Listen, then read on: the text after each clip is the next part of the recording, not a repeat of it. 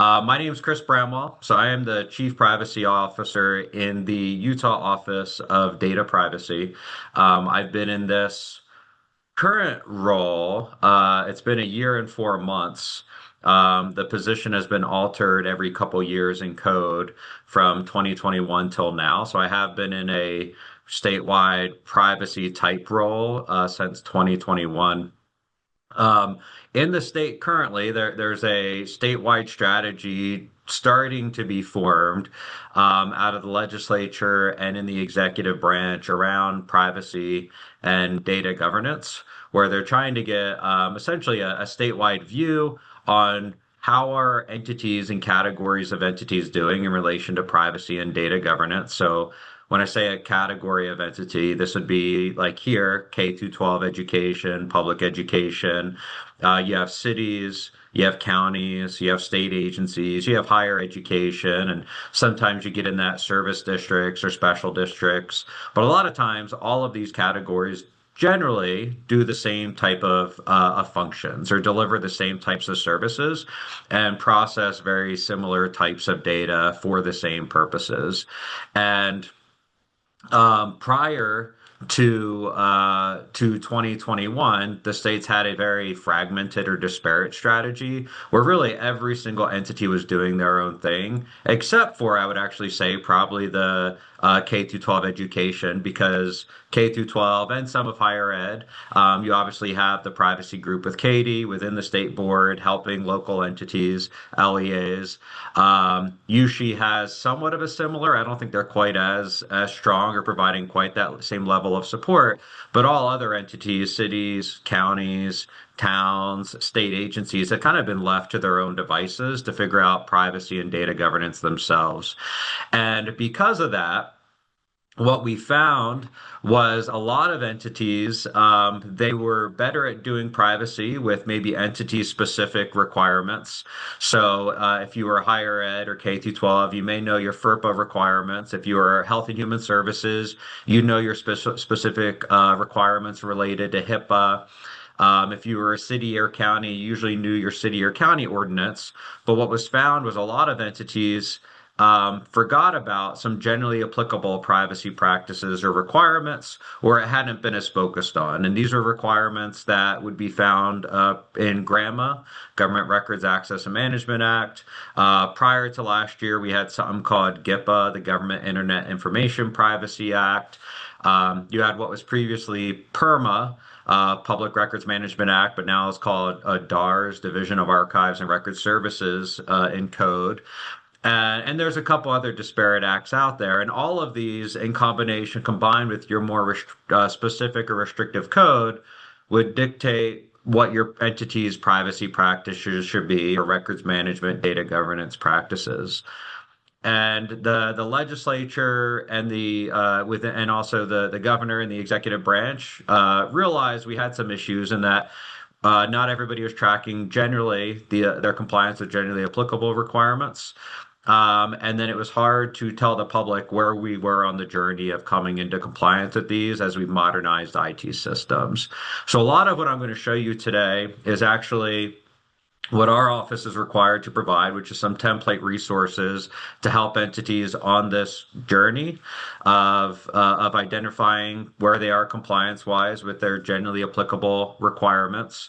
And then we'll have some discussion today of how do we align this with what you're already doing in relation to FERPA and student data protection and privacy.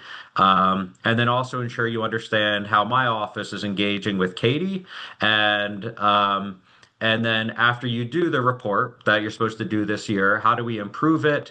And then in relation to that specific report, what are we actually going to do with it in December, knowing that many of you may be stressing to even get this report done? So what is the expectation to do now, and what are the actions we'll take from that?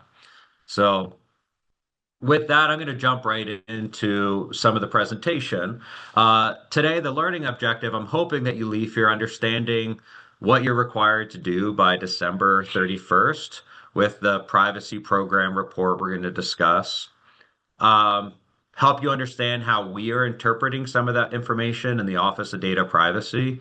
We understand that we have a different taxonomy statewide, I think, between all categories of entities, because you have more specific or restrictive code that already has definitions. So I want to make sure you understand how we are interpreting some of this. And then we'll need to work in the future of how do we get an aligned taxonomy around some of what these things are that need to be interpreted. And then I want to make sure that you understand how to use the template that we have created. You can use whatever template you want to create yourselves, but at least how you can get started using a resource we've created. Um, your responsibility this year is to initiate a privacy program by December 31st. Most of you, I believe, already have programs initiated just as part of the FERPA compliance or part of what you do with the State Board of Education. When Grandma was released in 1991 and what was previously perma code in there, now called DARS, there was a requirement that all entities had to have continuous and active records management programs that also included privacy requirements. One of the things that was identified between 2021 and now, most entities actually did not have any privacy programs in place. They were doing transparency for grandma, but they weren't doing a lot of the other data governance, privacy related tasks associated with record series, giving notice. Most entities statewide haven't ever disposed of personal data. So the legislature put this generally applicable requirement in place just to ensure all governmental entities started their privacy journeys and more broadly just had a process started to start building data governance. Um, an example of this at play, every county in Utah for the first time ever is actually going to have by December 31st formal data governance programs established in ordinance. Many of you have administrative rule, I think you're following from USBE, or you have your own specific policies or procedures, but we're trying to do systemic change here. So the goal with this report is just everyone doing something in their report to initiate a program. In the report, or you do have some requirements in relation to this deadline. A minimum requirement established in the GDPA is that you have to obtain and process the minimum personal data necessary. A lot of what's in the GDPA is what we call a forward-looking strategy. So the goal is you are getting your program implemented for old things you've already implemented prior to I believe it's May 7th, 2025. Those are things that are pre-existing that you will bring into compliance over time. Anything new, you do have obligations to comply. A lot of the practices in GDPA are covered by your more specific or restrictive code, but not everything. You obviously have data you process that's not covered by FERPA or not covered by your specific state statute. So if you have things that aren't covered by your existing more specific or restrictive code, GDPA would apply.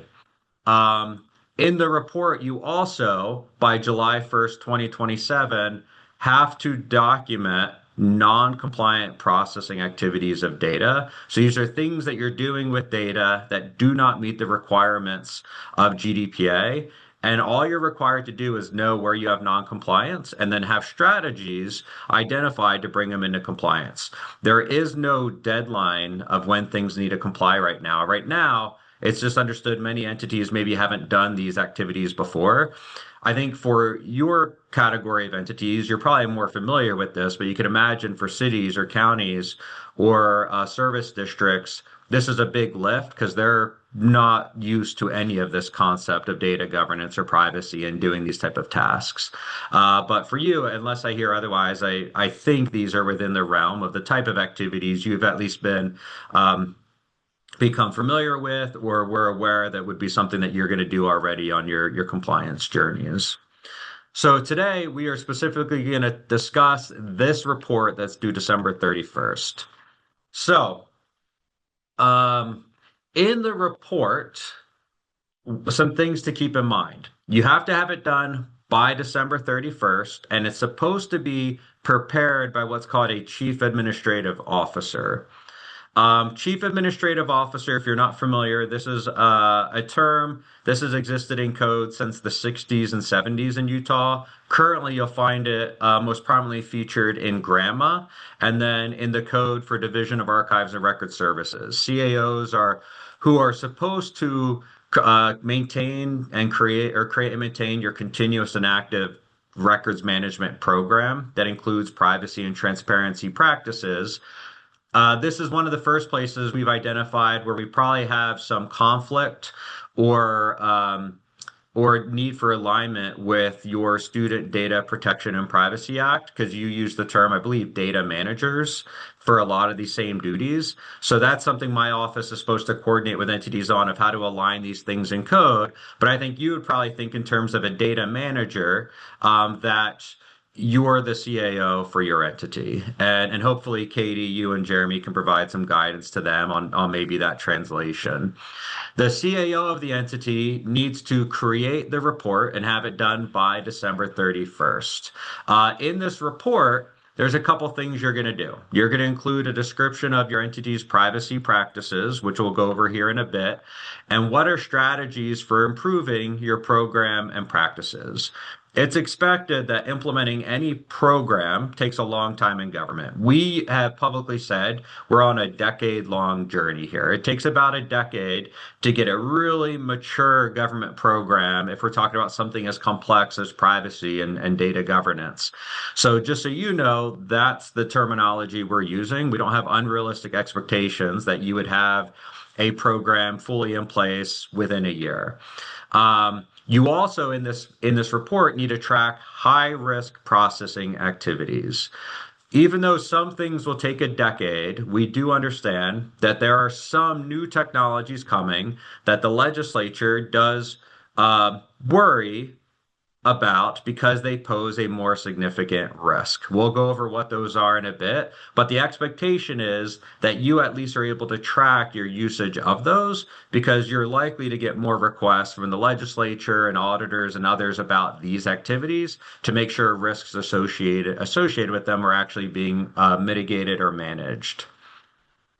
In the report, you'll also include a list of personal data types that you may share, sell, or purchase, your legal basis for doing those same things, categories of individuals or entities you may share, sell, or purchase data with or from, and what percentage employees have completed their privacy awareness training. As part of the state's focus on privacy, it was identified that most entities did not do general privacy awareness training for their employees. Now, I believe USBE with Katie, this is something that's being deployed across your entities for maybe it's all staff or some staff. So we are trying to figure out how to get alignment on the trainings. But right now, all public employees that may access personal data, or if you manage somebody that may access it, has to do the same general training. And this is the intention behind this is so at least everybody is aware you have generally applicable privacy obligations. And we're hoping that at least that awareness helps to drive more compliance because there were many entities that had no idea. They at least had GRAMA compliance requirements, DARS compliance requirements, and now GDPR compliance requirements. So some information about the report and the strategy. Currently, the report is explicitly in code made a protected record under GRAMA. So as a protected record, this is different than public or private. If it's protected, Joe, there is a template. We'll go over the template in just a bit, and I'll show you where you can find it. That was in the questions. As a protected record, this only will be released if it's agreed upon by any individual whose private data is in the record, which for the most part, other than the CAO, there is no personal data. So then it would be at the entity's discretion based off of your internal policies and de-identification of do you make this record public. The reason it was made a protected record is mainly to give entities time to figure out internally where are you on your compliance journey with these generally applicable compliant or requirements that you may not have been aware of. So, for example, we know a lot of entities have not been disposing of personal data according to retention schedules. And so that can be a really heavy pill to swallow, especially if it's systemic across the board. So this report allows you to identify, is this a practice that you should have of disposing of data, having this internal discussion with your legislative bodies of how to get this incorporated, built into your programs. And then there will come a point in time where this would not be a protected record anymore, but it's just part of reporting of how your entity is doing. We also understand that some entities, you haven't quite figured out how to break out the concept of security from other practices that should be public. So that's another discussion that it can be complex to say, how do we document that maybe we encrypt data, but we don't want to publicly say, here's the exact type of encryption we use, or here's our gaps in security. So these are things that need to be fleshed out. So keeping it protected lets us figure out how do we account for an appropriate public report that's separate from something that should be internal. For Chris, you, you should, yes. this is Katie. I wonder, is now an okay time for me to interrupt you with some questions? Yeah. Okay, so a few of them we've answered because we knew the answer to, but some we don't. So we have a question about the term CAO, um, and who should be designated as the CAO. So that should that be the superintendent or should that be the designated privacy officer, aka data manager?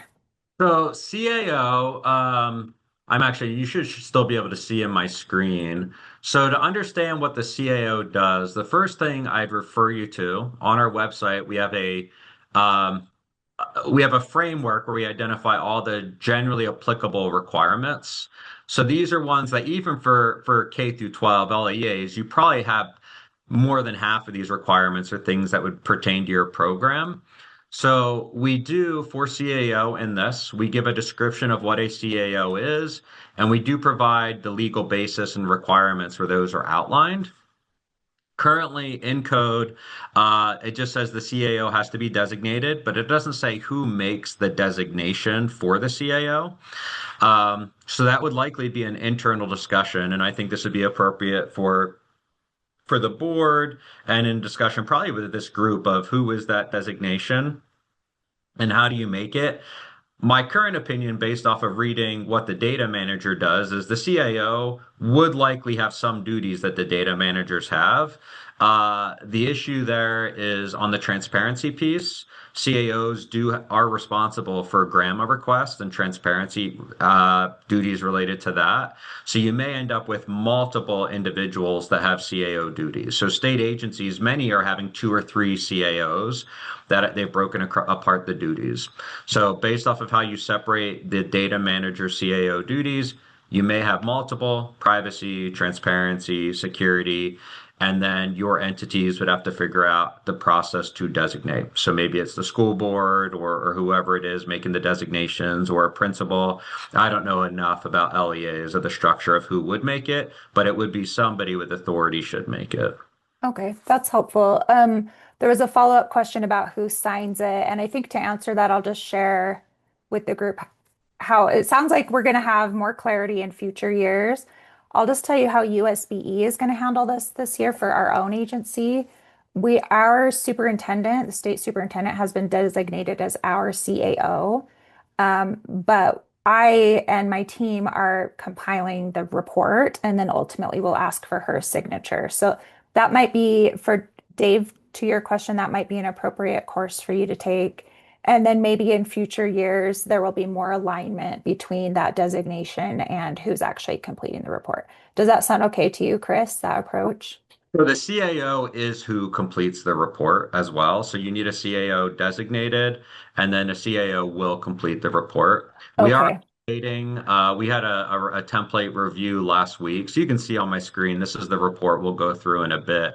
Um, and here currently it just has a CAO information at the beginning, and then at the end it has just a um, certification. Actually, it has now been updated since our last conversation. So in the report, you will need a CAO designated, but that person is who then fills out the report. Okay, that's helpful. Let me just check and make sure. Another question on that. Someone says, I thought I read a recommendation from either USBE or ARO that the superintendent was the CAO who then delegates the records and or data privacy officer. Um, is that, does that sound familiar to you? Is that an appropriate approach for this year, Chris? So that's not something we've discussed. However, it's a reasonable approach because the superintendent is likely the ultimate authority. Right. You wouldn't want an elected individual, so like anybody on a board of education, to be the CAO, but the superintendent delegating duties, that's very reasonable. Okay. Next question. Again, this is all kind of hinging around the fact that like most LEAs seem to have defined their CAO as their superintendent, but also in most cases, the superintendent will not be the one filling out the report. So people are trying to figure out how to handle that. Um, so the question is, would the person who completes the report sign it? Does that need to be the same person, I guess, is my question, is the question. Knowing this first year, this is a learning year, Hmm. I'd feel very comfortable with saying the superintendent could delegate somebody to act as a with CAO duties for this aspect of it. It's not defined in code how exactly you designate who a CAO is. It doesn't say you can't have multiple sub ones, at least in the DAR section of code that this requirements is based on. So I would not report negatively if the superintendent designates somebody else to do this. We are working to update the code already next session to make it clear that such delegation of duties can be made. Okay, excellent. Um, all right, I think there was a question about what training would meet the requirements, but I think I might answer that one at the end of your session if that's Yep. okay, Chris. Yep. And I'm actually, Kate just made a great comment of can it say prepared by? Um, I'm just going to make a note of that. Kate, I think that's actually a really Hmm. good comment. And just so you know, everything we're doing is emergent, so we can take feedback like this back. We'll discuss it with our team, and then we sometimes make updates every couple weeks to the documents to reflect that. So I'll add that one, Kate, to our current list, and if we can get the update or template updated after Thanksgiving, it'd be there with that for you. So,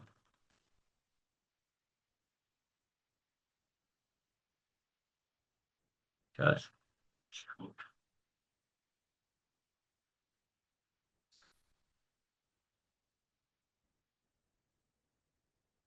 okay, I'm just going to present my slides again.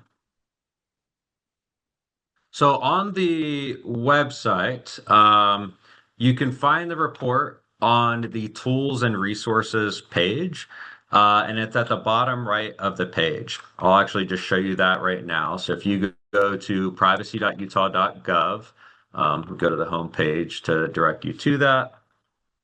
On this page, we have a for governmental entity section, or we have a tools and resources section right here. So if you click on tools for resources, this will take you directly to a page that has all the currently available tools and resources. On this page, it also has specific laws and explanations of different generally applicable laws in Utah. We break out all the generally applicable practices and other tools available. So you would go here to Privacy Program Report. We have it in a PDF format and a Word format. You would probably want the Word format for right now so you can actually edit it. Our goal for next year is to have some different versions of the report where we could already have what are more specific practices. So for K through 12, do you have other specific practices that would then make the generally applicable ones not applicable? But for now, we just have the generally applicable version. And then in the report, it's structured essentially how we're going to go through the rest of the presentation. And I'll actually just use the report then now here to walk you through it instead of using the slides, if that's okay. One thing to keep in mind for the report, it's generally applicable, but our office does not provide legal advice or counsel. Each entity, obviously, you're your own entity. You have your own elected legislative bodies or boards that you report to. And so you do have legal counsel to help you with legal interpretation. But what I can also say, and this is what we've discussed with the legislature, is as we do put out generally applicable tools, some of the benefit of that is even though things may not be entirely perfect, part of that is because the code's not even perfect. Um, if there is an issue and you use the generally applicable report template, most entities could then just point back to our office and say, well, we at least did what they said to do. So it takes some liability off of entities that instead of just making your own broad interpretations. So, and that's something we've talked to the legislature about is since there is so much conflict and gap between the laws, this at least provides some standardized approach. And then we are working next session to give our office a little more ability to provide some advice and counsel and in relation to some of the tools that we are putting out so that we don't have to be as general in the things that we're saying. Um, in the report, in the first section, we do provide high-level definitions, make clear the legal basis of what it is that we're doing and why we're doing it in this report. The definition section, we are going to add some more definitions to it. Currently, we have them embedded in the report, but we're going to just move them all up into the front section. And then we do make it very clear it is a protected record. One thing I will make sure you're aware of, this report does collect some personal data. It has the CAO's name, it has it depending on the address or phone number. This is just a report template. We don't provide the privacy notice in it, so that could be something that your entities need to account for, depending on how you're interpreting code of is even a CAO's name something that you have to give notice for. The report, as we delve into it, some of the report does collect some just high level information about entities. So in this case, category of entities. This is in preparation for aggregate type reporting, where we're going to need to show the legislature across the board how our entity is doing. Our focus right now is not on any specific entity's specific compliance with anything, but it really is systemic how our categories of entities doing. So here, I believe we have your category of entities represented where you have public school, you have charter school, but if there is a different type of entity type naming convention we should have there, if you can, work with Katie's team and Jeremy on what you think those should look like, we have no issue updating that. And we've gotten similar requests from others. We just want to make sure we have the right categories so that as we get some of this data, we can share it in the right type of aggregate format.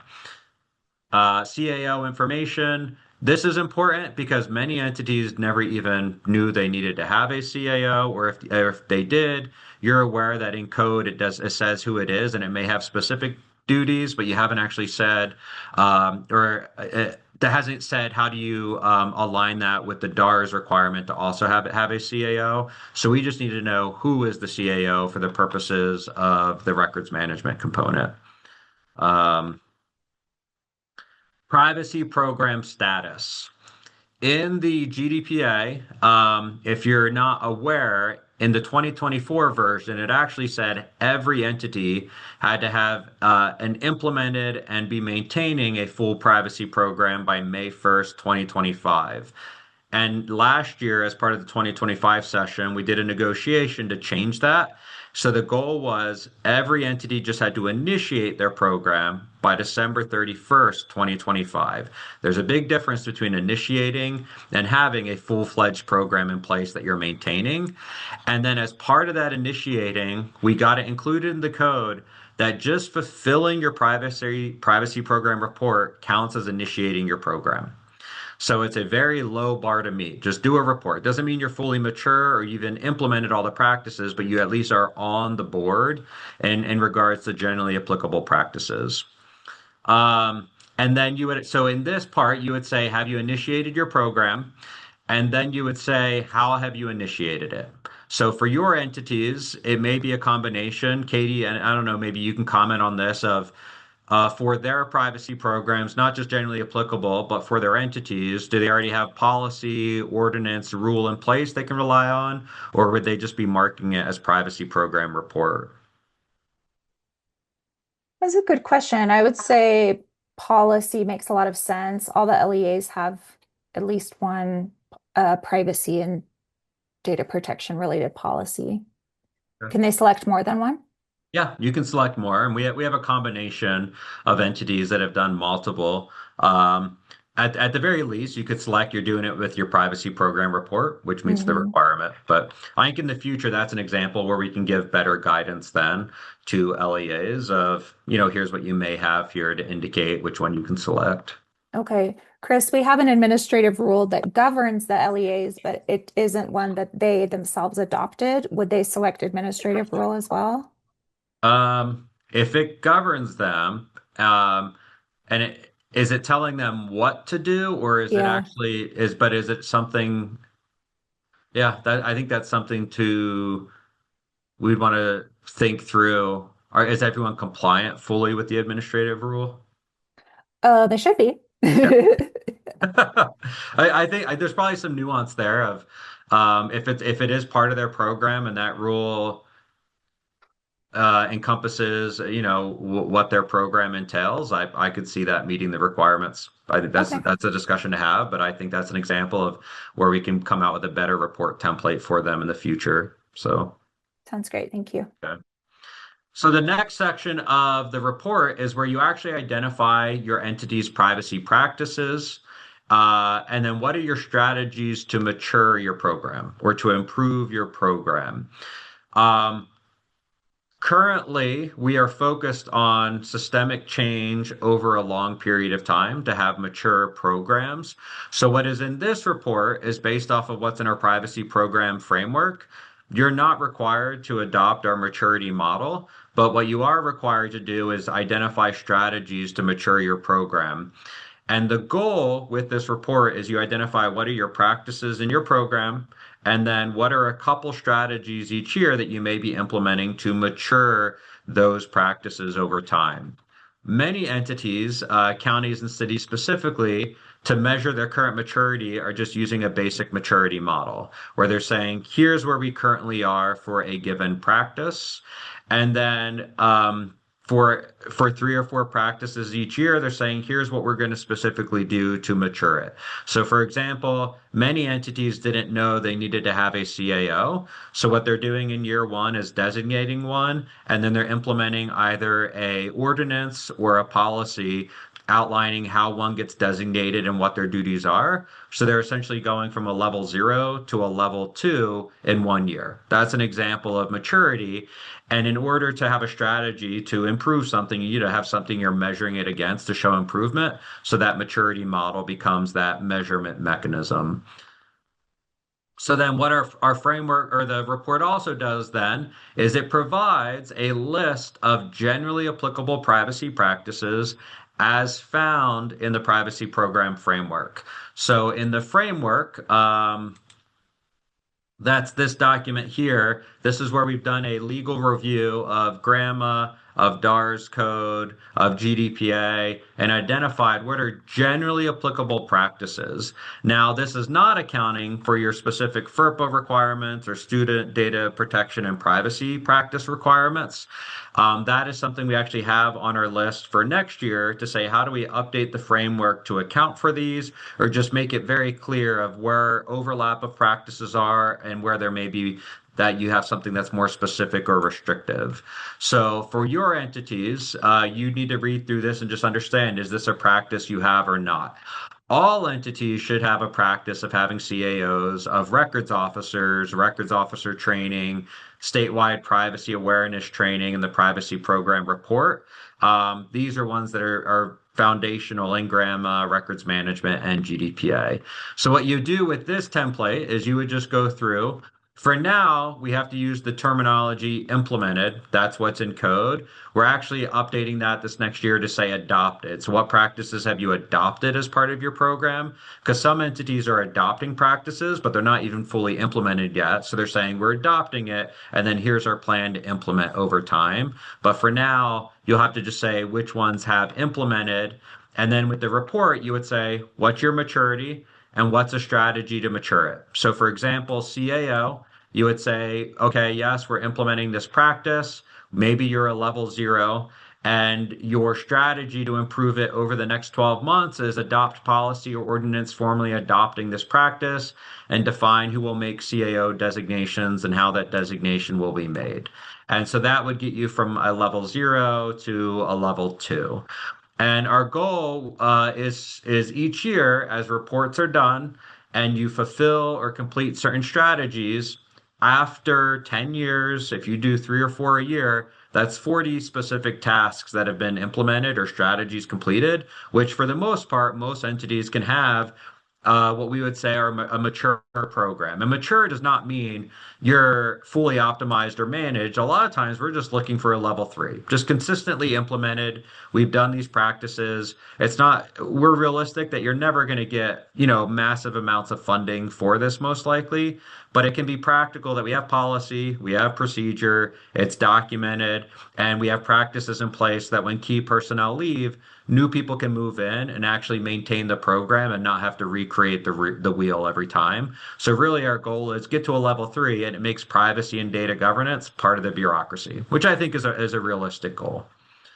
So after you go through the practices, and this has all the practices from the framework, so record series concept, designation, some of these practices, just so you know, are not applicable to you. So this requirement for a privacy annotation, this is only for state agencies. So if you actually were reading through the framework for each of these practices, you'd want to read what does it actually mean. On the privacy annotation requirement, it does say this one is just for state agencies. Um, so I'm just gonna get through this section. These are just the practices. They're all done the same way. There is a section here that you can add more specific or restrictive requirements that you may have. So you can add your own practices at the bottom. And you could take this template and edit it as how whatever way you want. I'd imagine for now most entities are just going to use it as is. And a goal for next year is how do we get you one that's better suited for LEAs? The next part is high risk processing activities. The legislature is very concerned that one, while we do have some compliance issues with records management, so the concept that we haven't been disposing of personal data according to retention schedules, that's a concern, but it's not as big of a concern as some of the new technologies coming out. So specifically, there's concerns around how are we applying the use of facial recognition, automated decision making, profiling that we may be doing, things with genetic data, geolocation. So this is something that the legislature each year is going to be focused on of how are we managing risk with new high risk processing activities, whether because of the data we collect or the technology. But all entities are expected to do this year is identify, are you using any of these specific high risk processing activities or data? And then what is the purpose? Explain why are you using them? There is nothing in there saying that you can or can't use them. There are other parts of code that may dictate that, but in this report, they just want to know, is this something you're using? And then there's a spot there for you to identify other high risk activities if you've defined your own according to the definition that you may be using as well. So let's see. I think we have a couple questions that have come in or comments. Let's make sure we account for those as we come along. David, well, I think down below we'll cover the selling collection aspect of it. So we can add that. Personal opinion with charters, perhaps calling the CAO the highest position paid. Okay, that's on CAO. I think that's just a comment, but something we can account for. Okay, so from Caleb, in completing the report, the framework says that we have to identify strategies to increase the maturity of specific privacy practices. And sounds like we are picking and choosing and don't have to put a strategy for every item. Yes, Caleb, that is actually correct. as we create statewide strategies around this, we, as the Office of Data Privacy, are required to create a framework for this that accounts for entities, even an entity's given maturity, your resource constraints, specific laws and regulations, conflicts, gaps, things like that. So our current approach is we're not saying how much progress an entity has to make over time. We're actually just giving you a framework and given your entity's expectations and resources, for right now, you just define how many strategies are reasonable for you. So a lot of entities can only do three or four, especially if you're a really small entity or you're resource constrained or it's brand new.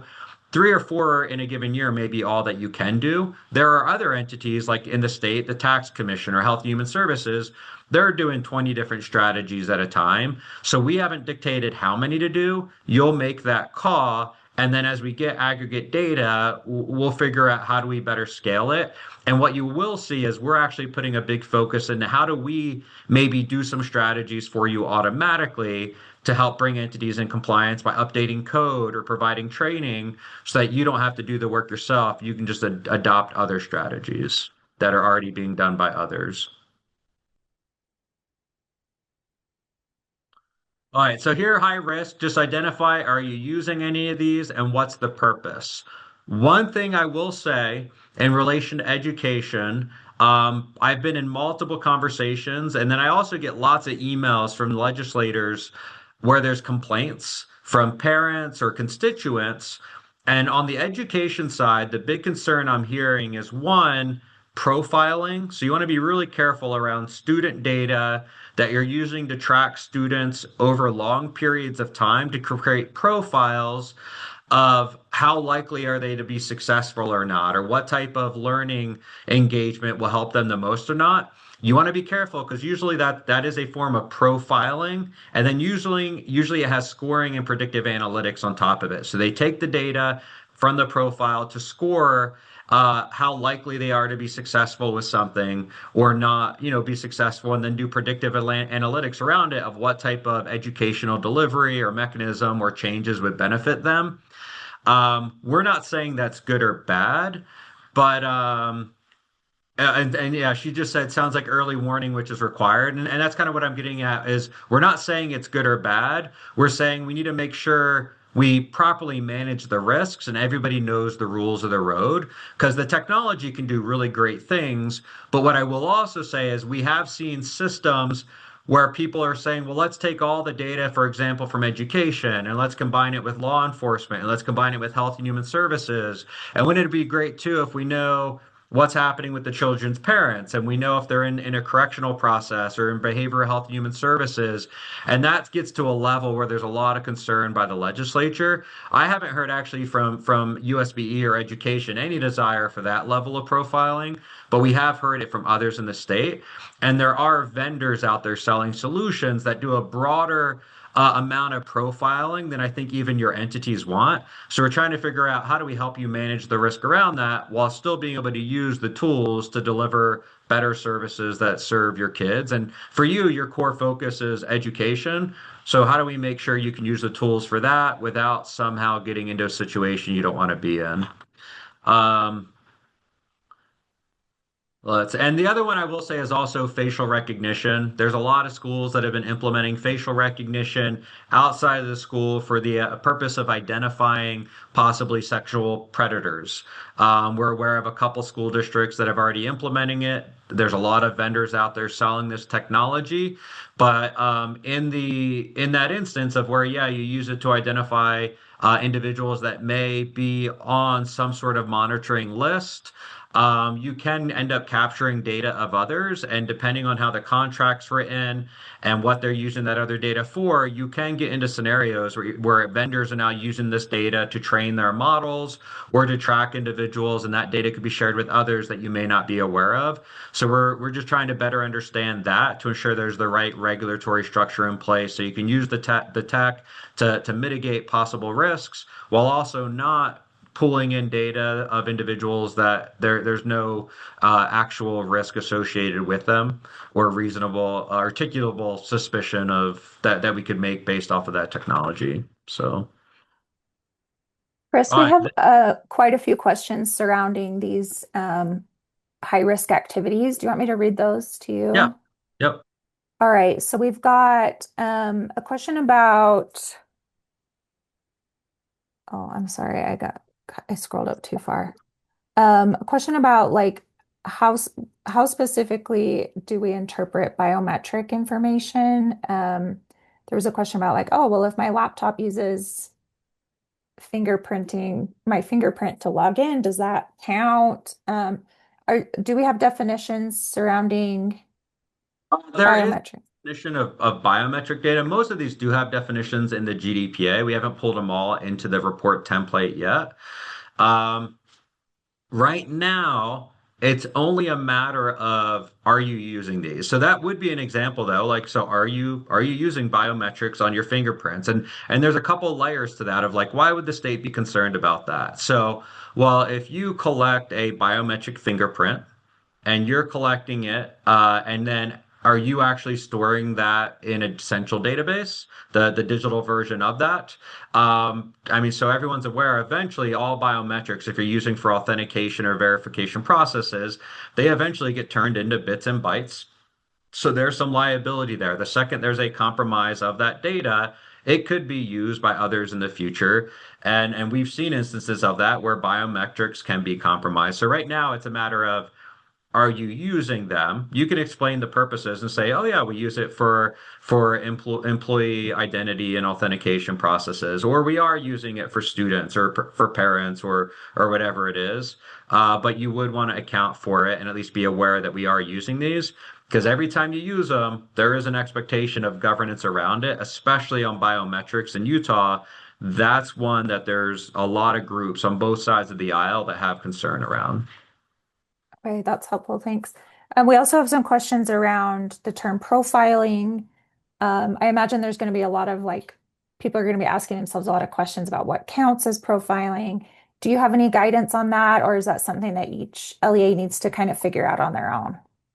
Yeah, just so everyone's aware, profiling and scoring, that was one, it's been a sensitive topic with elected officials. They didn't quite realize what profiling and scoring was. You have the example of what's happening in China with profiling and scoring, which is a negative example where you do use profiling and scoring in that case, where they will say, well, because you've made bad posts online, you cannot travel or you cannot get a loan. There's negative issues you can do around it, but there's also valid profiling. Most of us, even student accounts, you have a profile record of here's a student, here's their grades over time, here's their attendance. So profiling is not, we're not saying it's good or bad, but we do know there's missing definitions and parameters in code around it. So what you would want to do is just identify do you do profiling? And then you would probably explain. You probably say, well, of course we have student profiles. Here's kind of what that entails. But then you would also probably want to keep in mind of are you using IT systems that are doing profiling? Because some vendors are saying, oh, well, if they use our system over time, we now have this kind of separate profile we're doing. And then the scoring aspect of that would be of are they doing this separate type of scoring separate from you? Because you, a lot of times with paper records, you would do scoring too. Like an administrator, or front desk secretary would know, oh, I know the student's been out a lot. So they're kind of just doing this type of scoring in their mind. But now with these systems, they may say, oh, the student hasn't logged into the system X amount of times and they've missing this amount of attendance and their grades are doing this. So it's a different type of scoring they're doing. So what this would be, I think for you to just consider where are you doing these things?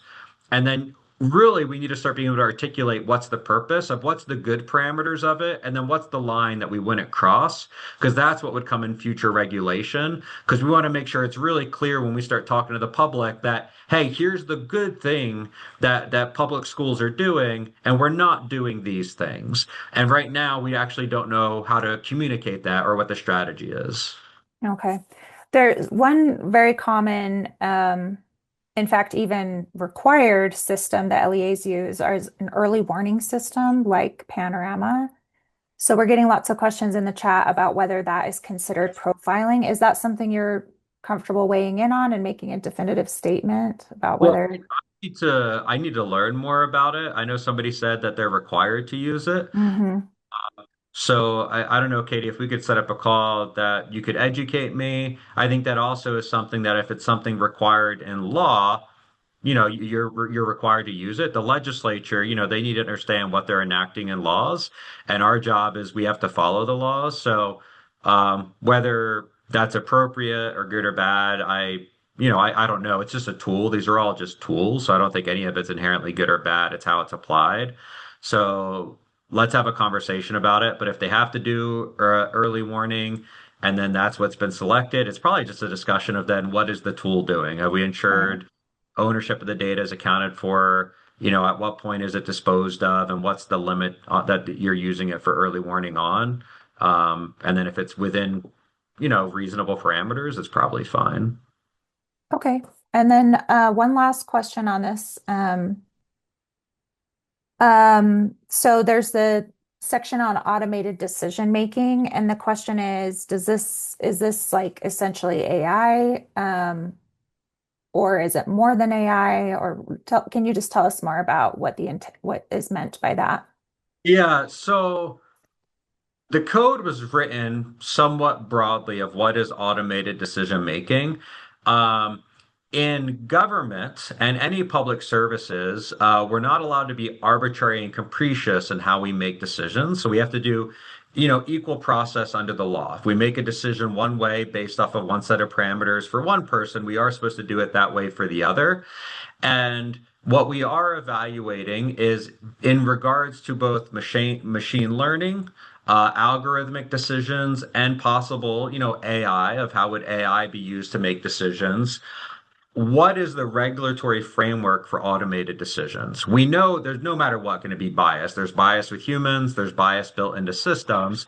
So how do we set up a regulatory process where even if a negative decision's made, ensuring that there's human in the loop, you can properly appeal? How do people know it was made automated? Do they need to be given notice? So that's the regulatory side, and we're figuring out how do we properly use the technology, because we want to do a lot with automation because then it frees up time for everyone here to do other stuff. But what's the rules around it? For you, I would recommend view this from the AI technology side. Do you have specific processes that are significant that you're doing automation around? So maybe it is automation of can the student enroll in our district or not? Is there any automation of grading?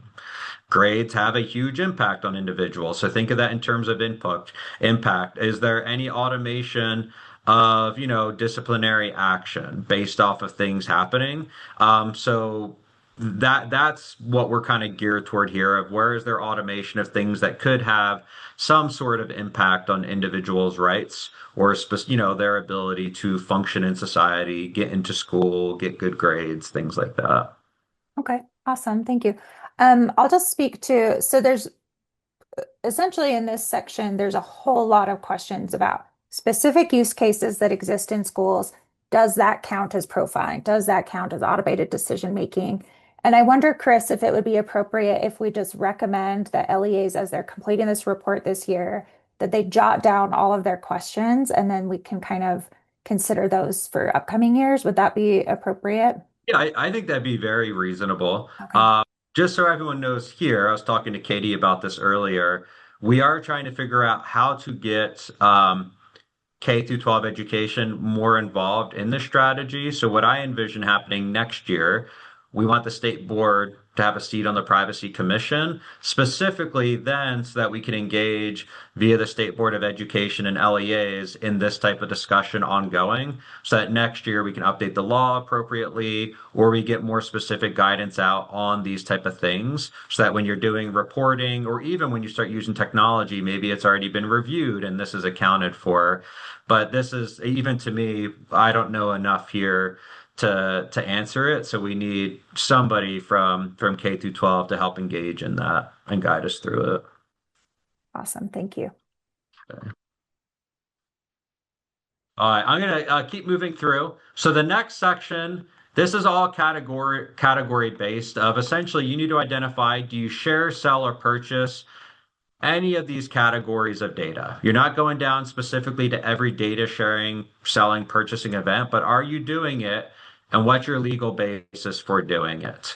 Um, and some of this you do share or sell or purchase. Some of it, a lot of it you probably don't. But we just are tracking it by category so we can get a handle on how much is happening in regard to this across different categories of entities. Then you're going to identify who are the recipients or sources for data that you're sharing, selling, or purchasing. So when you're sharing data with these categories of entities, you would go and market. And a lot of this, it's probably going to be you're not doing it at all. Like I would assume you are not sharing or selling data with data brokers or aggregators or super aggregators. You're probably not sharing or selling data with data marketers. If you are, though, this is good. This we need to just understand what's the reason behind it and then have a discussion of, okay, how does this fit into the regulatory scheme being built here to make sure we're balancing privacy, transparency, and use of data in the legal structure. And then the last one is data entities you're purchasing it from. If you purchase personal data, you just identify what category of these type of entities are you purchasing it from. We're not saying it's good or bad. We just need to know, is this something that's happening so that we can account for this in the regulatory scheme. The last thing, or there's two other things. The last, second to last, what percentage of your public employees at your LEA have completed privacy awareness training? You just put a percentage there. And so any public employee that may access personal data as part of their duty, or somebody who manages an employee that accesses personal data has to complete the training. And then lastly, by 2027, so there's still 2 years out on this, you would identify non-compliant processing activities. So these are things that you're doing with data that may not comply with the Government Data Privacy Act. So this would be, do you have forms that don't give notice? Do you have IT systems that don't dispose of data when they're supposed to? You would identify those here, and then what are your strategies to bring them into compliance? There's no deadline date in code yet, but it is expected. These are things that you should have been complying with in law for some of them. So now the expectation, at least identify where you have non-compliance, and then what's the date to bring them into compliance, and then the signature of the certification. And for now, this is just an internal document. You complete it, and then it would be kept on file internally. My office may request a copy. That's the only one listed in code to request it. We are working with UVU to build a standardized system where all entities could complete and track these over time. That's going to be debuted at the Data Governance Summit in May. I think that's also the place, Katie, where we could figure out if there's going to be a system there, can we just pre-build customization in for K through 12 entities and then make sure that people get the right access that need the data? Because I think some of this too would be beneficial to the state board and to others, but how do we get the right data to the right people to make informed decisions to help entities do the work they need to do and mitigate as much risk automatically or have others do it. So locally, you're just focused on your core mission, which is how do we get education done for youth and help them, be successful in life. So, all right. Any final questions or comments? We did have a question in the section where it's like sell, share. I can't remember the other one. Um, so Share, in some of these cases, purchase. oh, purchase, yeah. In some of these cases, the LEAs collect the information, but they don't share, sell, or purchase it. So in those cases, a couple of people recommended that there be a box added that says collect. Um, so Yeah, I maybe that's, see but when you're collecting it directly from the individual. yeah, so an example is that was given in the chat is SNAP information so that to Okay. determine like eligibility for free or reduced lunch prices. Um, yeah. So what are your thoughts on that? If they're not sharing, selling, or purchasing, should they just select NA even if they do collect it? I guess that's my question. Yeah, actually, I hadn't. We assume a lot of entities are collecting data for their own internal processes. This section was more to try to mitigate risks when you're getting or giving data not associated with that direct collection with first party collection. But I actually could see value of we could update that in code this year. This is where you would also identify collect. in your privacy practices, there is a requirement to provide notice when you collect that data. So we kind of anticipated you'd account for it in one of the other practices. But from a reporting planning standpoint, I could see value if we'd add it there of are you collecting any of this directly from individuals? Okay. The fact that that question came up twice tells me that that might be helpful, that at least two people on this call have wondered about that. So, Yeah, that's not this we've written it to be exactly kind of what's off of encode. But I mean, yeah, we could adjust that to make sure we're getting the right data to make, inform decision makers.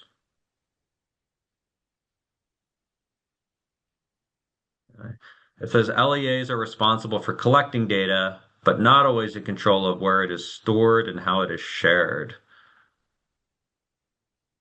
Are you able to provide? I'm not familiar enough with the process to comment on that. What's in place currently where they wouldn't be responsible for where it's stored or how it's shared? Do you know that, Katie? I'm guessing it might refer to the fact that so much of the data that LEAs collect makes its way to the state board through an automated data collection that I think you and I have spoken about, Chris. So I'm guessing that's part of it. I could see us accounting for that where we just identify what are the things that are going to the state board, and then that's just kind of pre-filled out or accounted for. And LEAs would just be accounting for where they have actual local control of these things. Okay, that sounds good.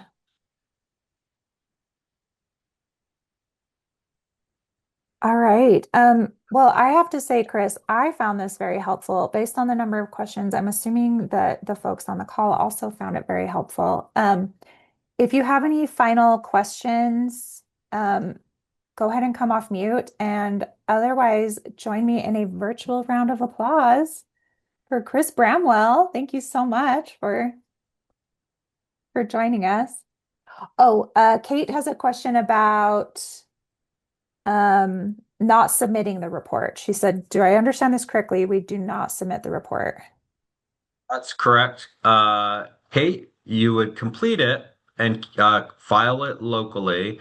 My plan is we will coordinate, Katie, my plan is we'd coordinate with the state board, and maybe we have another meeting with this group to determine how best to request copies to get aggregate data.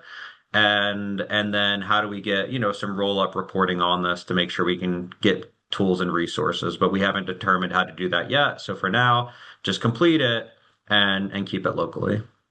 Okay, great. And then some folks want to make sure they'll have access to the slides. Is that something that you can share with us so we can post it in our resources doc? I will email them over right now. Okay, Thank awesome. you. Thank you, everyone. Thank you, This was thank great. you. We really appreciate you, Chris. If people have additional questions, who should they reach out to? I'll put the email in the comment box. So it's just Office of Data Privacy at utah.gov. And that's managed by our team. And any questions that come in, we'll respond to directly. Okay, and then one last question about the report. So we've confirmed they don't need to submit it. Do they need to email or message or do anything to indicate that it's done, or do they just like hold on to it internally? You just hold on to it internally. I would anticipate at the end of Q1 is when we will reach out with requests for copies or something that's an indication of it, but it would be a sampling that we do. Not everybody in their entirety. And I think I'll coordinate with you, Katie, on that and how to best communicate with this group to figure out the best way to get the data we need. So All right, awesome. Well, thanks, Chris. I really appreciate you. And well, I'm sure you'll be getting some questions from LEAs, but this was super, super helpful. thanks, everyone. Thank you.